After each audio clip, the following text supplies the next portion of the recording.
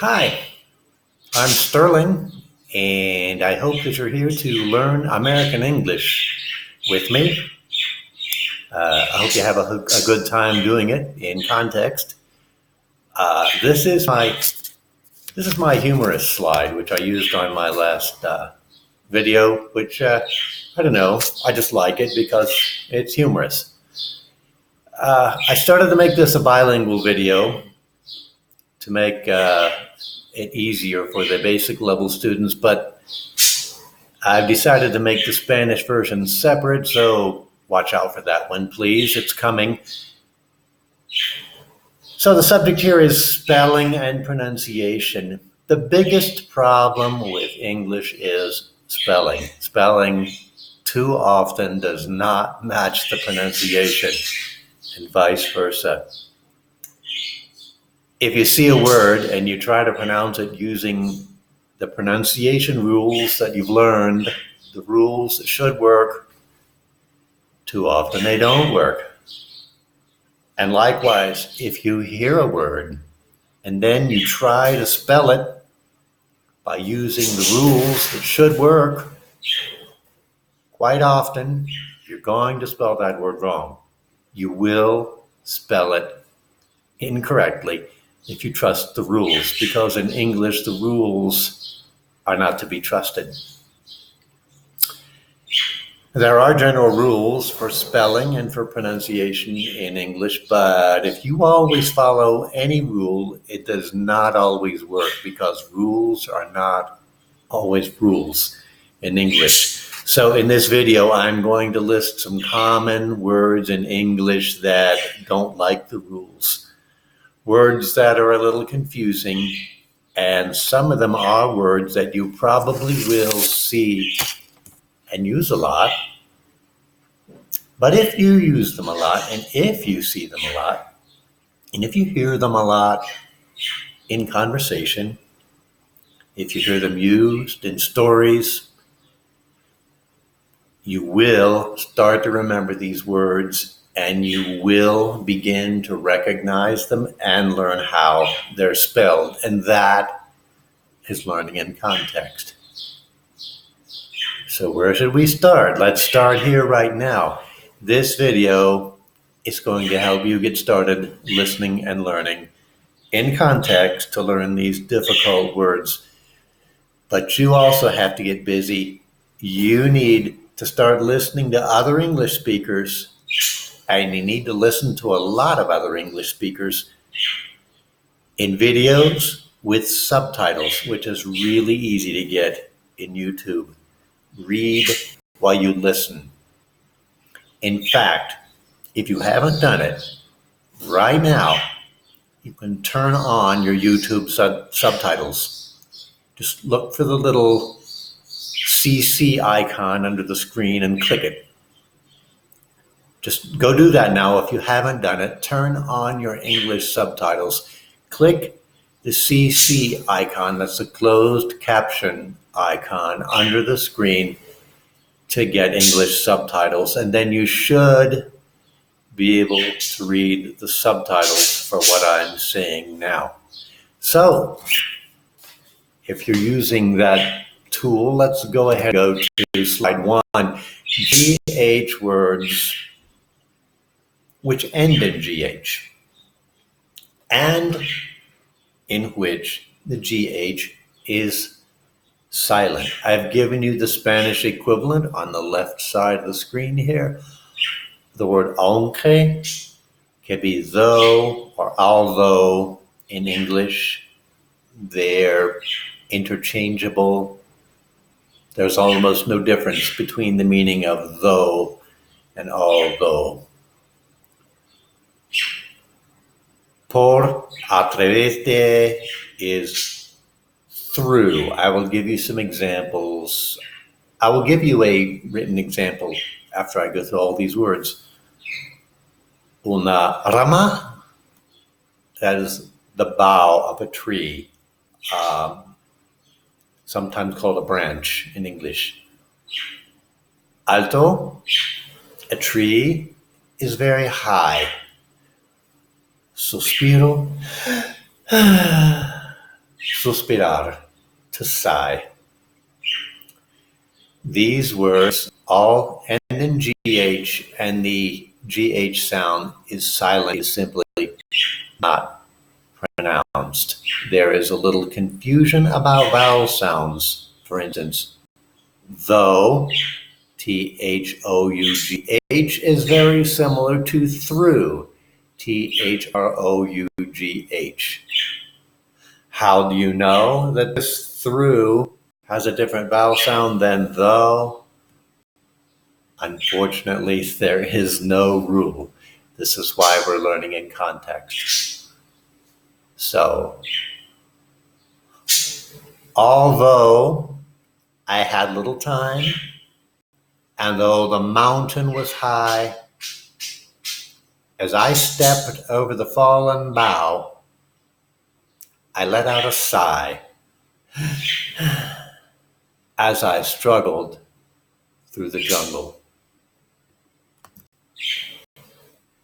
Next category of GH words are GH words that are followed by a T. These are also silent. Anytime you see GHT, I think it's safe to say that always, the GH is silent. So again, I've listed Spanish equivalents on the left. Pensamiento is a thought. A thought is a noun. Thought is also the simple past tense of the word think, as in yo pensé. Bought is the past tense of the simple past tense of the word to buy. Yo compré. Sought is the past tense of the word to seek, to look for. Yo busqué. I sought. Weight is a noun.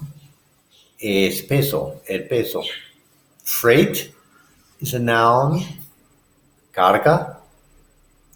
Height is a noun. How tall is something? La altura. Susto is fright. When you're afraid of something, something gives you a fright. Luz, of course, is the light, the sunlight. Apretado, like your belt needs to be tight. Derecho, it is your right to do something, or you're driving down the road and you want to turn right. Might has two meanings. Might is a noun, which means force, fuerza. It is also the past tense of the word may, like, I might go to the store today. I might finish this video without making any more errors. It's like debe o debería. So I have a little example here. Move my picture around there. I could see the morning light as I entered the warehouse. This is the place where my freight is, I thought. So I turned right, and suddenly I was frightened by the height of the freight. I thought, it might fall on me, and the weight could kill me. But I decided that the straps holding down the freight appeared to be tight, and I could relax because earlier I had sought the exit, but now I thought I might not have to find it, because now it was time to take delivery of the freight that I bought. I believe I covered all the words there. So we've covered GH words that are silent. Some of them end in GH, and if you've come across a GH word that ends in T, the GH also is going to be silent. The next category of GH words are GH words that make the F sound, as in cough, cough, tos, toser. Trough is como abrevadero for your horse, for water, feeding trough. Oh, look at this.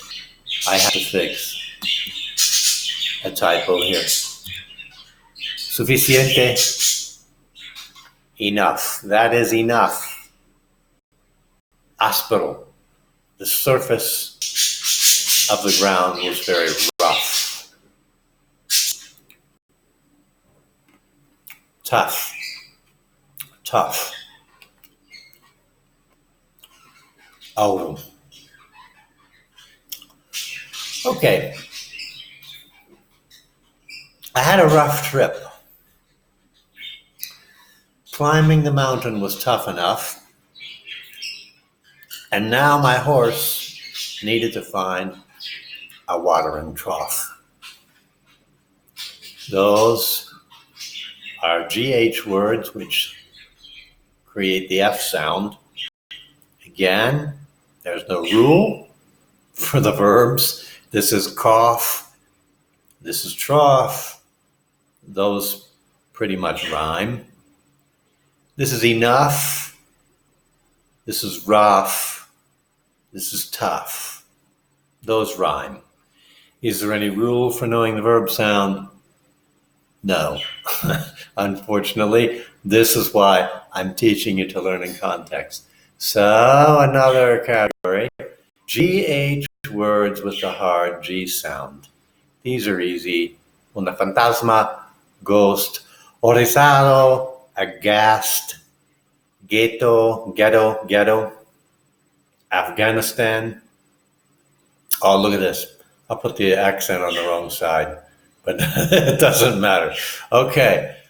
When the soldier was in Afghanistan, he was aghast at the ghost he saw in the ghetto.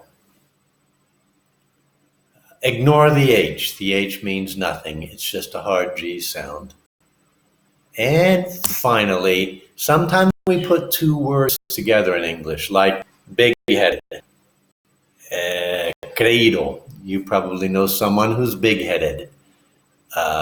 Someone who's stupid is an egghead, lumbrera. And there's this wild animal called the bighorn sheep. My big-headed boss is an egghead, but the bighorn sheep is very agile. Agile means the sheep has an ability to, you know how goats are. Sheep are actually a type of goat, and their natural instinct is to climb on things, so they have a very good sense of balance. That means they're very agile. They can walk on any kind of a surface, balance on anything. So that was my presentation on GH words. Please stay tuned for a version in Spanish for very basic level English students. I hope you are having a good time, and I will see you all in my next video. Bye.